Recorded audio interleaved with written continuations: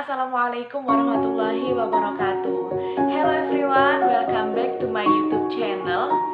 Setelah sekian purnama, akun YouTube ini sepi konten. Akun YouTube ini tidak memperlihatkan kecantikan wajahku. Akhirnya, secara tidak langsung di pekan UTS kali ini, ada salah seorang dosen yang memaksaku untuk mengaktifkan kembali akun YouTube ini. Nah, buat teman-teman yang belum kenal aku, salam kenal semuanya. Aku Ulfa Aulia Handayani. Teman-teman bisa sapa aku Ulfa. Nah, singkat cerita teman-teman, di sini aku mendapatkan challenge untuk berkenalan dengan minimal 5 orang baru. Kemudian tugasku di sini adalah berbagi pengalaman terkait bagaimana aku memulai hubungan dengan orang baru, bagaimana caraku berinteraksi dengan orang baru, dan adakah hal menarik yang patut aku ceritakan di sini. Oke, sebelum kita masuk pada pembahasan yang lebih dalam lagi tentang 5 orang yang aku temuin tadi, sepertinya perlu kita sampaikan tips and trik bagaimana sih membangun hubungan dengan orang baru. Kita simak video berikutnya ya.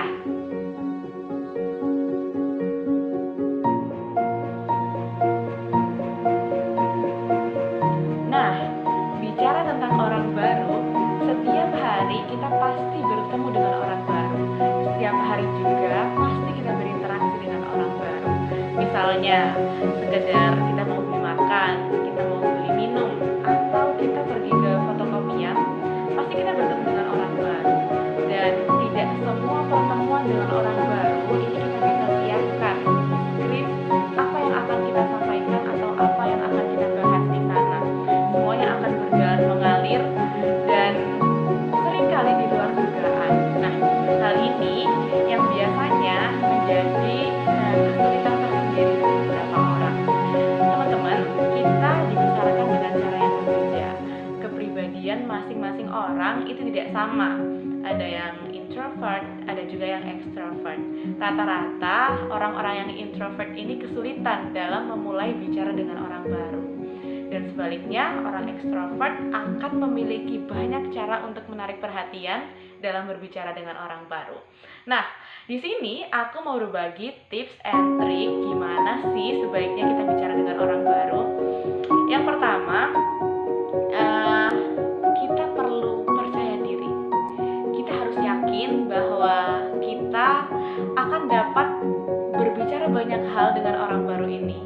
Apa saja sih yang menarik dibicarakan dengan orang baru? Nggak ada yang lain selain berbicara tentang diri kita sendiri. Iya atau enggak? Jawabannya pasti iya. Setiap orang akan senang, akan semangat mengeluarkan effortnya untuk bercerita tentang diri dia. Nah, kita mulai dari situ. Kita mulai dengan berbicara tentang diri dia. Misalnya, Mbak siapa? Punya kesibukan apa? Terus lagi apa? Sukanya apa? Punya pencapaian apa akhir-akhir ini? Dan seterusnya. Itu bisa dikembangkan sendiri sesuai keadaan di lapangannya. Kemudian yang selanjutnya, kita juga bisa memulai percakapan dengan hal-hal yang berbobot. Bisa juga kita mulai berbicara dengan lawan kita yang kira-kira kita sefrekuensi gitu. Jadi kita nggak perlu berpikir yang dalam banget dalam memulai obrolan itu. Seperti itu. Ada banyak lagi sih, cuma yang paling penting menurutku adalah kita berbicara tentang diri dia. Jadi kita bertanya tentang apa yang ada hubungan dengan dia, baru lain-lain seperti itu. Oke, kita lanjut ke 5 orang yang sudah saya sediakan.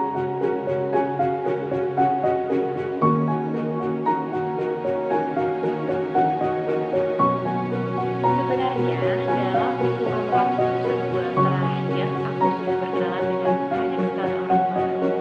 Namun tidak semua perkenalanku dengan mereka dapat aku ceritakan dengan panjang lebar di sini. Untuk itu ada 5 yang menurutku spesial untuk diceritakan di sini.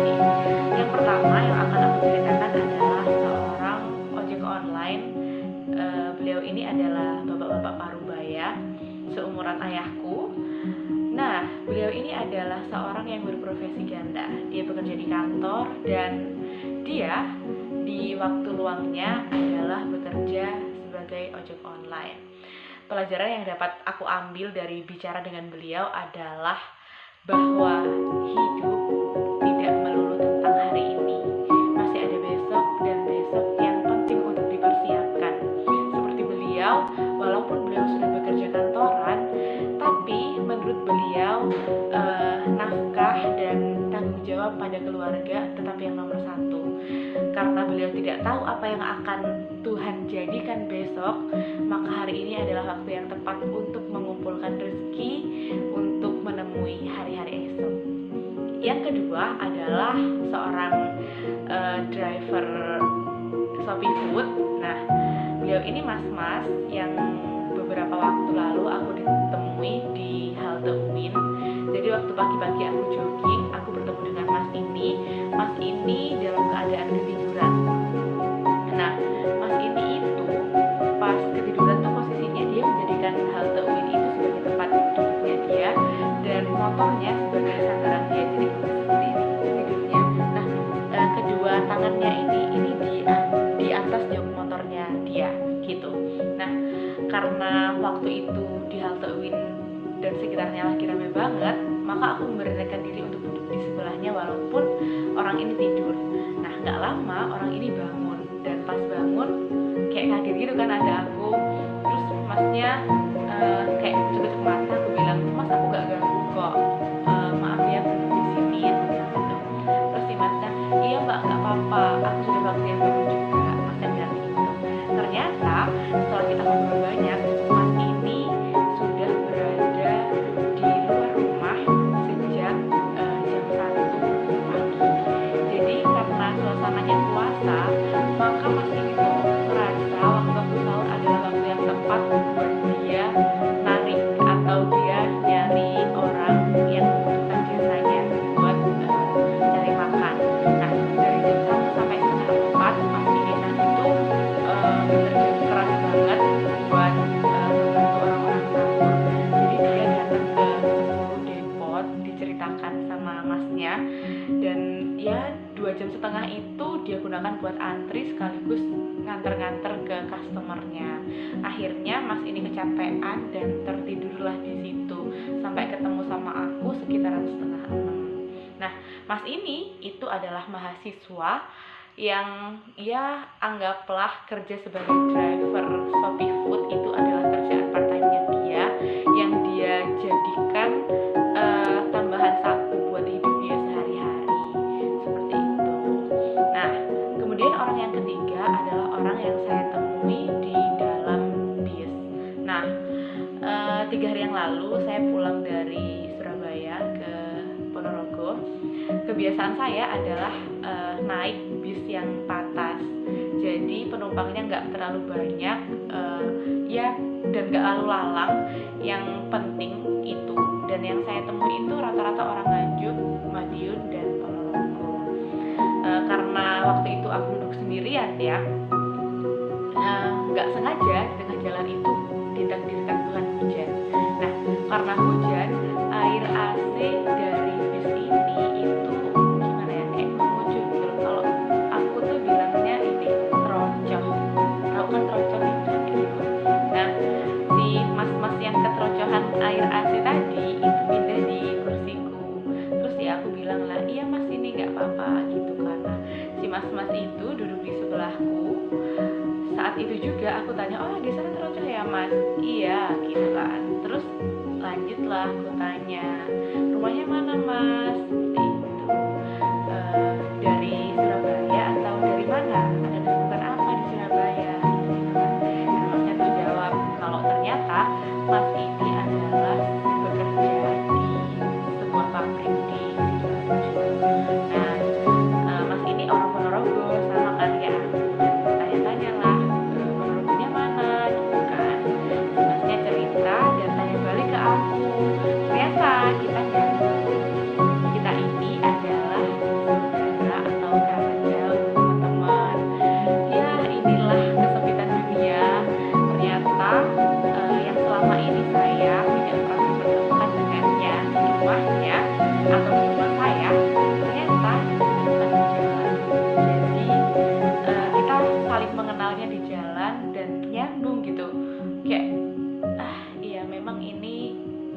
karunia Tuhan, seperti itu. Orang yang keempat yang saya temui adalah anak dari penjual sate gulai. Nah, penjual sate gulai ini adalah langganan kami sekeluarga, yang memang udah cukup lama kami nggak berkunjung ke sana. Hari itu saya disuruh sama ibu buat beli. Pas saya beli, itu dilayani oleh seorang perempuan yang seumuran dengan saya. Yang disitu aku tanya lah, wah mbak, kok sepi, bapaknya di mana gitu kan. Terus mbaknya bilang, bapaknya lagi kontrol mbak. Loh, sakit? Iya, bapak sakit udah lama. Biasa kontrol ini 1 bulan 2 kali, soalnya sakitnya beda, diabetes sama jantung. Loh, padahal bapaknya kelihatan sehat ya mbak, kan karena aku taunya seperti itu pas kita beli gitu kan. Terus enggak mbak, sebenarnya bapak tuh sakitnya udah lama ya, cuma memang orangnya terlihat seperti itu. Makanya dengan tegar dan seperti itu, dan karena biasanya yang menyajikan ke kita itu ibunya, aku tanya juga lah, kayak terus ibunya mana mbak gitu kan. Ternyata aku nggak duga kalau mbaknya ini bakal bilang ibu saya sudah nggak ada mbak. Hah? Kaget dong ya, 2 bulan nggak kesana dan ada kabar kalau ibunya nggak ada. Itu ibunya bilang, si mbaknya bilang kalau ibu saya meninggal belum lama, baru beberapa minggu yang lalu.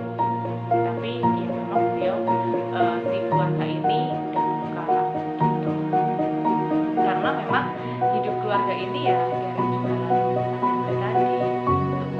Nah, akhirnya si mbak-mbak ini berusaha aku dengarkan gitu, dia ngomong apa. Ternyata dia curhat kalau sejauh ini warung ini yang ngurusin adalah mbak ibu.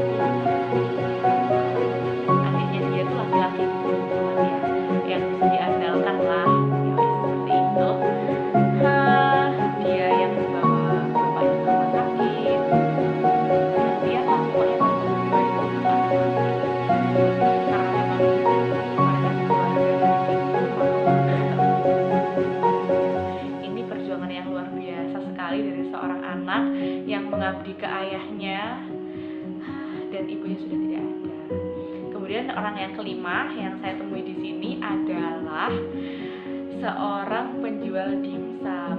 Nah, penjual dimsum ini orangnya nggak banyak ngomong, orangnya yang iya apa adanya, cuma tanya keperluanku saja, aku mau pesan apa dan seterusnya.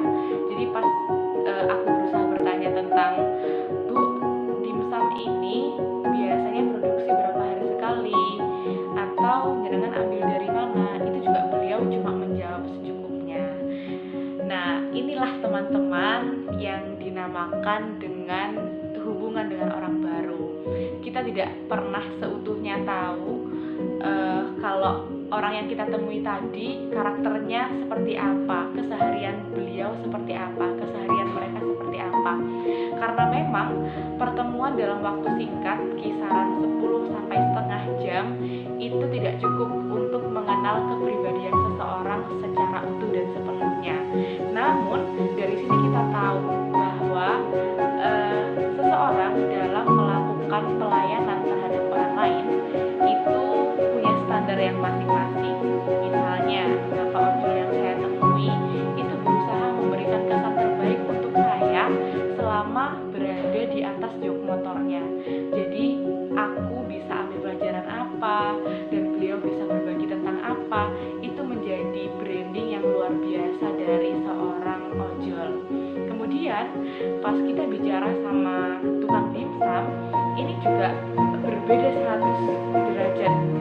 Kayak orang ini cuma menyampaikan secukupnya gitu. Karena dimsumnya akan bisa saya rasakan setelah di rumah, dan dia nggak ada basa-basinya gitu, yang harus gimana atau seperti apa gitu. Ya udah apa adanya gitu. Ibu ini merupakan perwujudan sosok dengan kepribadian introvert. Jadi dia secukupnya, nggak terlalu mau ngomong banyak. Berbeda dengan bapak ojol yang pertama, beliau adalah orang yang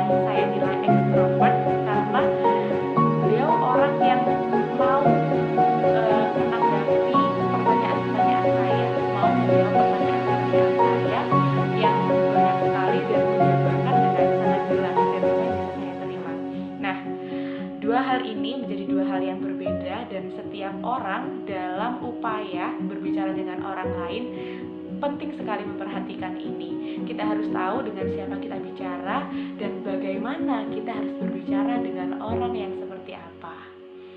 Teman-teman, barangkali cukup itu yang bisa saya bagikan. Semoga berkenan, semoga bermanfaat. Tiada gading yang tak retak, segala kurang saya mohon maaf. Bila hidayah wa